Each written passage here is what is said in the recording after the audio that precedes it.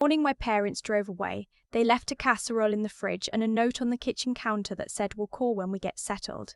I was 16. My aunt had just buried her husband 3 weeks earlier. And somehow, in the chaos of their grief and their bad decisions, they decided that leaving me with her was doing us both a favor. I remember standing at the window of her house, the small yellow one on Clearwater Drive in Knoxville, watching their car until it disappeared past the stop sign at the end of the block. My aunt, Eleanor, stood beside me. She didn't say anything for a long time. Then she went to the kitchen, heated up her own soup, and set a second bowl on the table without being asked. That was the first thing she ever did for me that I didn't have the words to thank her for. It wouldn't be the last. My parents hadn't planned to leave me permanently. That part I believe even now. My father had lost his job at the distribution plant in February, and by April he'd convinced my mother that his cousin in Phoenix had work lined up. Real work, not just promises. They were going to get on their feet, find an apartment, then send for me. 6 months, they said. Maybe 8. I was 16 and I knew, the way you know things at 16 that you can't quite explain, that 8 months was not the timeline they were working with. Eleanor was my mother's older sister. She was 53 that year, recently widowed, no children of her own. Her husband Gerald had died of a heart attack in late March. Sudden, no warning, just gone one Tuesday morning before work. She was still in that particular fog of early grief where everything is slightly unreal, where you go through the motions of laundry and grocery shopping because stopping feels more dangerous than continuing. I was not an easy addition to her life. I want to be honest about that. I was angry in the way teenagers are angry when they can't locate the source of it. At my parents, at the situation, at the casserole they'd left like an apology. I slammed doors, I gave one-word answers. I sat at her dinner table some nights and said absolutely nothing. Eleanor never pushed. She had this quality I didn't understand until much later. She could be present without being intrusive. She'd leave library books on the kitchen table that she thought I might like, never mentioning them, never asking if I'd read them. She kept the house quiet in the mornings because she'd noticed, without my telling her, that I needed that. The first real conversation we had, the kind where something actually shifts, happened about 2 months in. I got an C on a history paper I thought was pretty good, and I came home in a foul mood, certain the teacher had it out for me. Eleanor listened to the whole rant. Then she said very calmly, "Did you cite your sources?" I had not cited my sources. She didn't laugh. She didn't say "I told you so," because she hadn't told me anything. She just pulled out her reading glasses and said, "Show me the assignment sheet."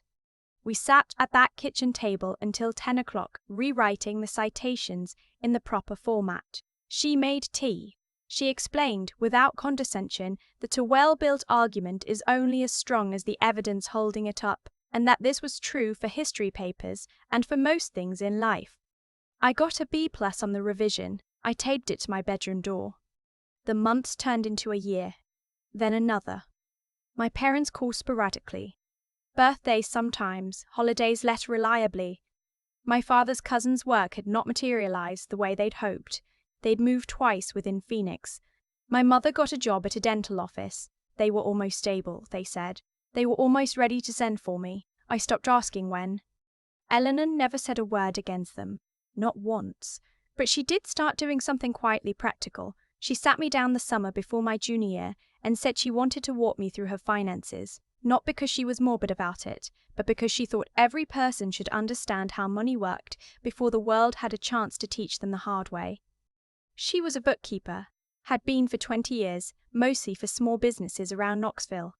She understood money the way some people understand weather, instinctively, with a healthy respect for how quickly things could turn. She showed me her savings accounts, her emergency fund, the life insurance payout from Gerald's policy, and exactly what she'd done with it. She explained compound interest using a napkin and a pen. She walked me through her will, not because it was large, but because she wanted me to understand that a person's intentions mean nothing if they're not written down and filed correctly. I didn't know then why she was telling me all of this. I thought it was just Eleanor being thorough. She helped me apply to the University of Tennessee. She drove me to the financial aid office twice, sat in the plastic chair beside me, and made sure I understood every line of every form. When I got my acceptance letter, she framed it, actually bought a frame from the craft store and hung it in the hallway like it was a painting. I cried in my room that night where she couldn't hear me. I wasn't even sure why. Maybe because my parents hadn't called in 4 months and they didn't know I'd gotten in. Maybe because the person who cared most was someone I'd only ended up with by accident. College was hard, in the way that good things are hard. I studied communications, then switched to business administration. I worked part-time at a coffee shop near campus. Eleanor called every Sunday evening. Always at 7. Always for exactly as long as the conversation needed to be. Sometimes 15 minutes, sometimes an hour and a half. She asked real questions. She remembered details from previous calls. She was, without ceremony, the most consistently present person in my life. My parents sat us more frequently once I was in college. Maybe because it felt safer, maybe because a daughter in college was something they could mention to people. My mother sent a card when I finished my sophomore year. My father called to ask about my major and whether I planned to go to graduate school. The conversations were polite and slightly hollow, like talking to someone you used to know well. I didn't tell them how much Eleanor had done.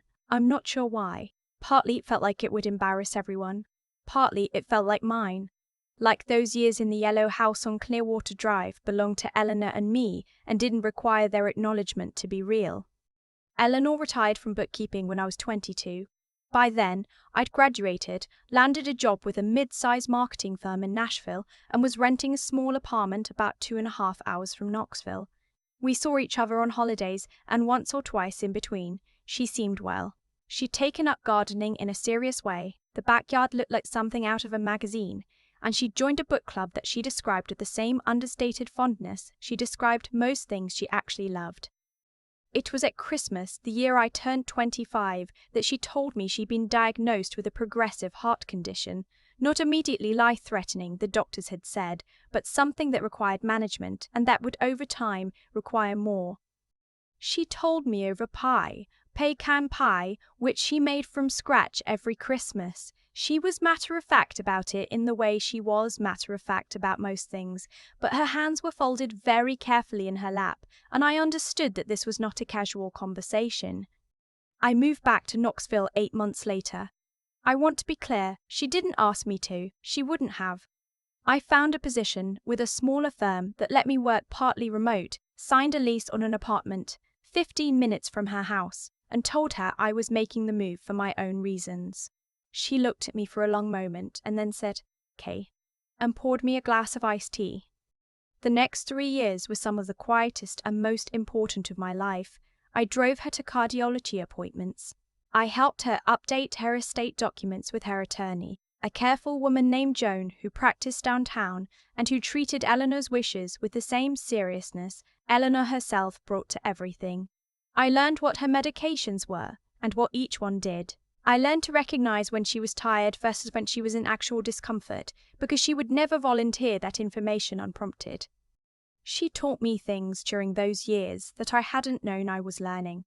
How to read a lease, how to negotiate with a contractor, how to tell the difference between people who respected you and people who were simply polite in the short term. She said once while we were weeding the garden that the most expensive thing you can do is trust someone who's shown you clearly that they are not trustworthy and then be surprised when they behave consistently. I thought about my parents when she said that. I thought about it for a while. My parents called more regularly during those years. My mother had a sense, I think, that something had shifted, that Eleanor's health was changing, that the situation was becoming one with implications. She started asking questions she hadn't asked before. Whether Eleanor had ever talked about the house, whether Gerald had left much in terms of investments. I kept my answers brief, not because I was calculating anything, but because the questions felt like the wrong shape. My father called one Saturday morning and asked, with what he probably thought was casual interest, whether Eleanor had an attorney. I told him yes. He asked if the estate was in order. I said I believed it was. He said, "Good, good," in a tone that didn't match the words. Eleanor passed on a Wednesday morning in October. She was 68. I was with her. The arrangements were small, as she'd requested. A graveside service, immediate family, no reception. I handled them with Joan's guidance. I was functioning in that particular way grief makes you functional, efficient, and slightly outside your own body, doing the next required thing, because there is always a next required thing. My parents flew in from Phoenix. My mother arrived first on Thursday evening and stood in the doorway of Eleanor's house, my house now, though I hadn't yet processed that, looking around with an expression I couldn't entirely read. She hugged me. She said she was sorry. I believed that she meant it, and I also noticed her eyes moving across the room in a way that wasn't entirely about grief. My father arrived Friday morning. He'd lost weight since I'd last seen him. He seemed smaller somehow. He hugged me too, and for a moment it was real. His chin on my shoulder, his arms tighter than I expected, and I let myself have that moment because I needed it. The will reading was scheduled for Friday afternoon at Joan's office downtown.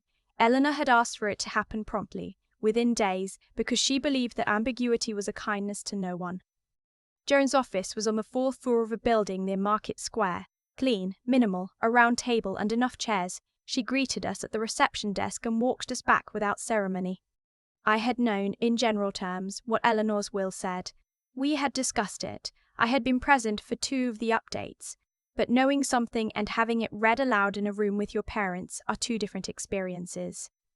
My mother sat across from me. She had dressed carefully. Dark blazer, pearl earrings that I recognized as Eleanor's mother's, which I did not comment on. My father sat beside her, quiet.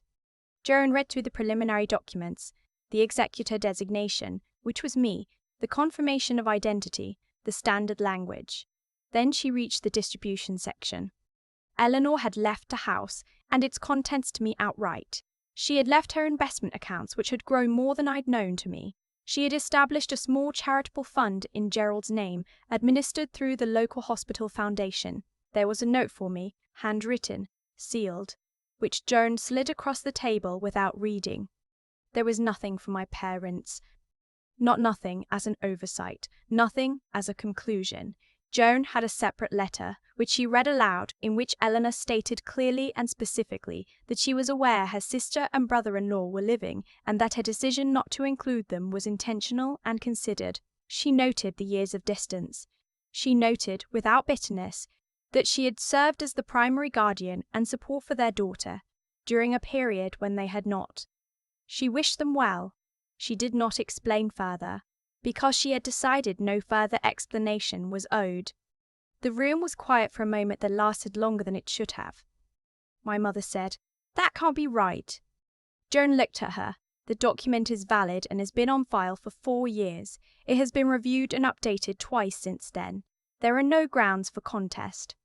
She was family, my mother said, and her voice cracked a little on the last word. I looked at my mother. I thought about 16 years old and the casserole in the fridge, and will call when we get settled. I thought about the history paper and the tea and the library books left on the table.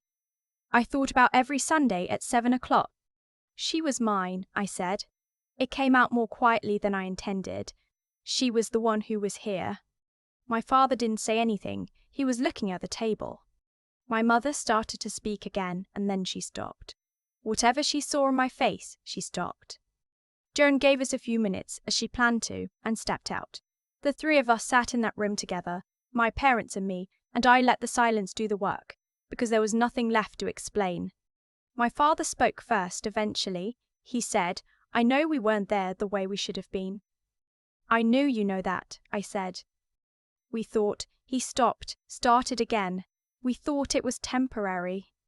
11 years isn't temporary, Dad. He didn't have an answer for that. Neither did my mother. There wasn't one. Joan came back in. We completed the paperwork. My parents flew home to Phoenix on Saturday morning. That evening, I sat on Eleanor's back porch. My back porch, with the sealed note in my lap. The garden was still in its October state, cut back but not finished, the way Eleanor left it every fall because she believed in letting things rest before they had to grow again. I opened the letter. She wrote about the house, small things, which contractor she trusted, which neighbour borrowed the ladder and would need reminding to return it. She wrote about the book club and asked if I'd consider attending because she thought I'd like the woman who hosted it, a retired professor named Diane who apparently had strong opinions about narrative structure. Then she wrote, You didn't need saving. You needed someone to stand still long enough for you to find your footing. I'm glad I got to be that person. I'm glad you came back. Don't let anyone make you feel that receiving love is the same as owing a debt. You gave back more than you know. I sat there until it was dark. The neighbors' lights came on one by one. Some way down the block, someone was grilling, and the smell of it drifted over the fence in a way that was impossibly ordinary, impossibly kind. I folded the letter carefully and put it in my coat pocket. Close. Then I went inside and made myself a bowl of soup, and I set one place at the table, and I sat down. I've thought a lot about what Eleanor actually gave me, and I keep coming back to the same answer. She gave me a model of how to be. Not a lecture. Not a list of rules. Just a way of moving through the world that I watched up close for years, until it started to become mine too. There's something I'd come to believe, sitting with all of it now. The people who do right by others, quietly, without keeping score, tend to build something that lasts. Eleanor never once said she was investing in me. She didn't frame what she did as sacrifice or duty. She just showed up. She made tea. She proofread financial aid forms. She called every Sunday at 7, and all of that accumulated into something that held me up long after she was gone. That's not luck. That's the result of a person who understood, at some core level, that how you treat people is the thing you actually leave behind. My parents made a different set of choices. I don't think they were malicious people. I think they were overwhelmed and short-sighted and told themselves a story about temporary that went on for 11 years. But choices compound. The distance they created didn't stay the same size. It grew, quietly, the way neglect always does, until by the time they walked into Joan's office, they were strangers to the life Eleanor and I had built. They expected to inherit something they had never contributed to. That's not how anything works. Not money, not relationships, not trust. What I carry from Eleanor isn't the house or the investment accounts, though I'm grateful for both. What I carry is the understanding that integrity isn't a single dramatic decision, it's the sum of 1,000 small ones. It's answering the phone. It's leaving a library book on the table for someone who's struggling. It's telling a 16-year-old girl to cite her sources and then staying up to help her do it right. Eleanor had a kind of practical honesty that I've tried to build into my own life. She didn't pretend things were fine when they weren't, but she also didn't catastrophize. She looked at problems the way she looked at her bookkeeping. Clearly, methodically, without flinching. I think about the moment in Joan's office when my mother said she was family and her voice cracked. I believed the grief in it, and I also knew, in a way I couldn't have articulated at 16, but understood completely at 27, that family is not a status you hold by blood alone. It's something you demonstrate, over and over, in ordinary time. Eleanor demonstrated it for 11 years while my parents were in Phoenix. That doesn't erase what my parents are to me.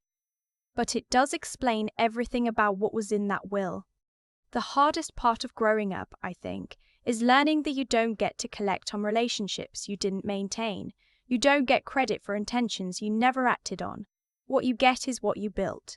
Eleanor built something real. She built it out of Sunday phone calls and pecan pie and a framed acceptance letter in a hallway.